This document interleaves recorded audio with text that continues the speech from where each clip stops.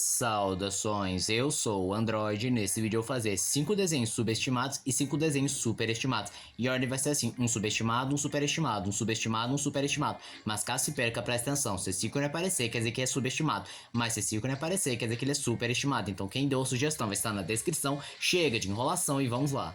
Chowder, um desenho que fez um relativo sucesso em sua época, mas hoje em dia é bem esquecido e subestimado.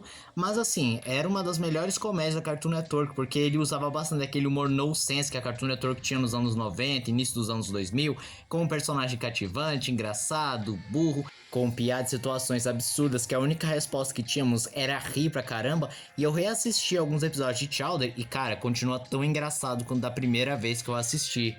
Rick and Morty. Esse aqui é extremamente manjado, mas eu diria que ele se tornou bastante superestimado por conta da fandom, que superestimou demais o Rick, falando que ele é o ser mais poderoso de toda a ficção, ou pelo fato de que os próprios produtores começaram a adotar piadas da fanbase que simplesmente não tinham graça da primeira e com certeza não tem graça pela milésima vez. E de fato, existem episódios que aprofundavam bem mais a história, desenvolviam os personagens, mas no final acabava na mesmice, só tipo aumento de poder pra mostrar como o Rick é incrivelmente poderoso, ou era só bobeira atrás de bobeira, nojeira, piadas e só. E em muitas ocasiões parecia qualquer outra coisa menos Rick and Morty. Jake Long, o Dragão Ocidental, outro desenho que fez um relativo sucesso na sua época e é lembrado por algumas pessoas, mas ainda assim não é relembrado assim como um dos grandes desenhos de todos os tempos. Tem gente até que nem se lembra da sua existência, mas era um desenho bem legal, que ia naquela linha da Kim Possible, do aluno adolescente que tem uma vida dupla, que tem sua galeria de vilões, e era bem legal, porque juntava todos esses elementos, mais um pouco de magia e mitologia. Miraculous, as aventuras de Ladybug. Esse aqui eu acho que também o pessoal vai concordar, que Miraculous acabou se tornando bem superestimado. Legal, a série continua legalzinha, eu continuo sendo bastante fã, mas eu não posso negar que ela não é lá essas coisas, porque ao começar aqui, de 5 temporadas, eles mal conseguiram desenvolver o relacionamento do Adrian com a Marinette. E o arco do Hawkmoth, cara, eu acho que não precisava de 5 temporadas. Eu acho que dava pra ficar as 3 primeiras. Principalmente porque existe muito episódio filler que retardava pra caramba a obra. Até poderia desenvolver alguns personagens, mas retardava bastante a obra. E também existem episódios que não servem nem pra desenvolver o personagem, só tá lá porque, temos que produzir pra fechar a grade de programação. Você também vai vendo que muita coisa é muito mal escrita, eles se contradizem, faz uns retcons forçados, como por exemplo, originalmente nas primeiras temporadas, a Ladybug e o Cat Noir tinham que cooperar e lutar juntos, porque se somente um enfrentasse o Akumatizado, eles iriam fracassar, porque dependiam obrigatoriamente um do outro. Mas aí o coitado do Cat Noir, além de ser escorraçado, jogado pra trás e ser um azarado, a Ladybug simplesmente mostrou que não precisa do Cat Noir pra isso, ou de outro herói pra ajudá-la. Tem episódios que ela sozinha resolve e supera o Akumatizado. E o que falar também dos arcos mal desenvolvidos ou que simplesmente foram retardados, como o arco de redenção da Chloe, que simplesmente foi jogada no lixo porque disseram, é a Chloe, ela não pode ter um arco de redenção. Ou que a própria série em alguns momentos dá aquele gostinho de harém, principalmente em cima do Adrian. São poucos momentos, mas o que incomoda também é o fato de não problematizarem o comportamento psicótico e obsessivo da Marinette sobre o Adrian, e sem falar da própria fandom, que também não ajuda, de imensamente tóxica. Uma Robô Adolescente é uma série que, cara, toda vez que eu vou pesquisar imagens de uma robô adolescente, ou da Jenny, ou de qualquer outro personagem, eu sofro um pouco pra encontrar alguma imagem boa, porque infelizmente não tem lá muitas imagens. Tem assim fanarts, mas eu prefiro não pegar fanarts. Mas aí, é um desenho muito bom, um clássico da Nickelodeon que foi injustiçado. Provavelmente por conta daquela crença que meninos não gostam de programas protagonizados por meninas, mesmo que seja de ação e aventura, mas isso é mentira, porque senão As Meninas Superpoderosas não faria sucesso e seria aclamado, e é uma série que merecia uma segunda chance e é sempre bom rever.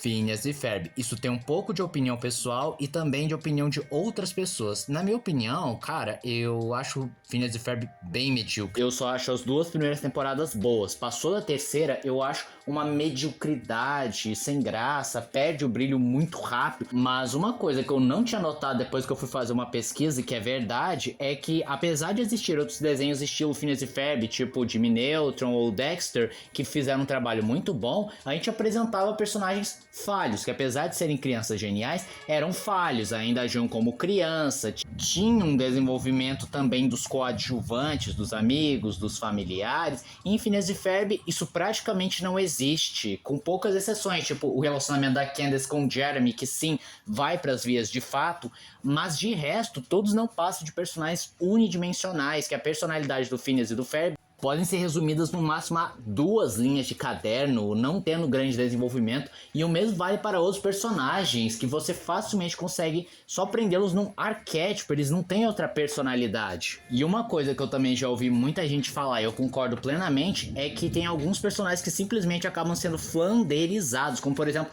o Phineas, que era um menino genial, altruísta, fazia de tudo para que a irmã participasse das invenções, não estava preocupado em ser pego pela própria mãe. Aí depois ele virou um menino hiperativo que não cala a boca nenhum instante, simplesmente não consegue não querer construir alguma coisa ou resolver algum problema ou procurar sarna para se coçar. E em alguns episódios parece que ele tortura a própria irmã, que eu sei que a Candace não é flor que se cheire, mas tem um episódio tipo aquele do escuro que ele constrói um equipamento que eu nunca entendi qual que era a funcionalidade daquilo.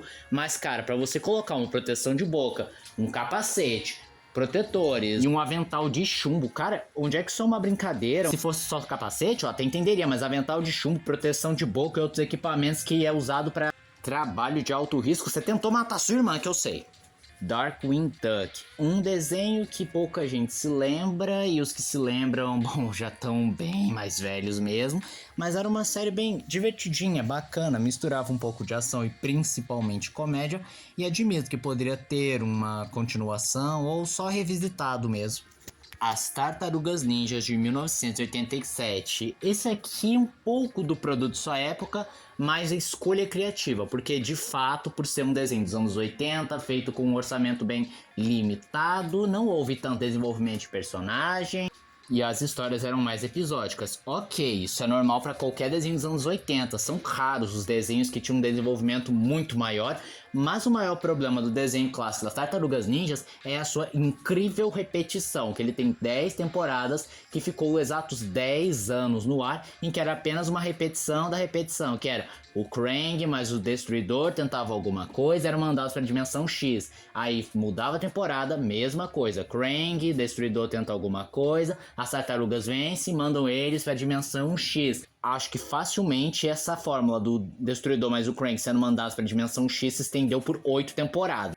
Somado a uma estrutura episódica que por poucas vezes tem alguma causa e consequência real que será refletida em outros episódios ou outros arcos, sendo só mais uma aventura descompromissada, acaba sendo um tanto cansativo assistir essa versão das tartarugas.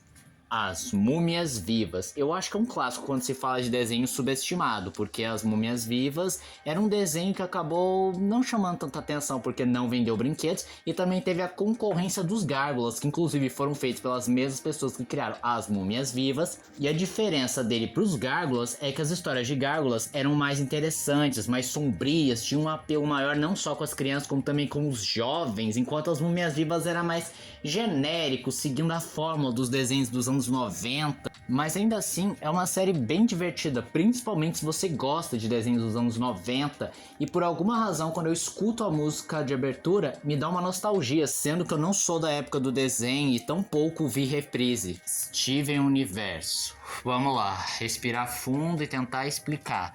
De fato, ele tem os seus méritos, mas infelizmente é um desenho que, de certa forma, envelheceu mal após o término. E em que sentido eu me refiro? Eu me refiro no sentido narrativo, porque infelizmente Steven Universo existem muitos, mas muitos fillers, histórias que não levam a nada, histórias sem noção, e por vezes histórias que ficam entre arcos principais, sei lá, você tá vendo um arco super importante, que o Steven vai enfrentar um inimigo poderoso que capturou as Crystal Gems, aí no episódio seguinte é um episódio que o Steve vai ensinar um bebê a contar até 5 por alguma razão. Sem falar daqueles famosos episódios de personagens que ninguém pediu, como aquele episódio focar no Ronaldo, que é um dos personagens mais desprezíveis dos desenhos animados e que ainda insistem em darem foco pra esse cara. Outra coisa que é mais possível notar, principalmente após o término de Steven Universo, é que ele falhava nos principais temas que ele queria abordar. Exemplo, inteligência emocional, que simplesmente os personagens não possuem inteligência emocional, porque toda estrutura de episódio é sempre assim, uma discussão, lágrimas, depois tudo fica bem pra repetir a mesma fórmula, que é bem repetitivo, e mostra que mesmo depois de tudo, o pessoal não se desenvolve emocionalmente, não aprende a lidar com as próprias emoções, e aí fica um negócio meio fajuto, principalmente com o Steven, que tentam jogar aquela desculpa da desconstrução da masculinidade tóxica, mas no final só é algo meio patético e que só é mais prejudicial do que algo benigno, ou que, por exemplo, apesar de tratar de temas como abuso, trauma, ironicamente não problematizam a relação da Pérola com a Rose, que é tratada apenas como uma piada ou algo romantizado, sendo que isso é uma relação extremamente tóxica e preocupante, principalmente levando em conta que a Rose obrigou ela a não contar sobre o segredo da Diamante Rosa, o que é extremamente abusivo. Outro ponto que vale ser citado é que provavelmente esse desenho é muito aclamado por tratar da questão da comunidade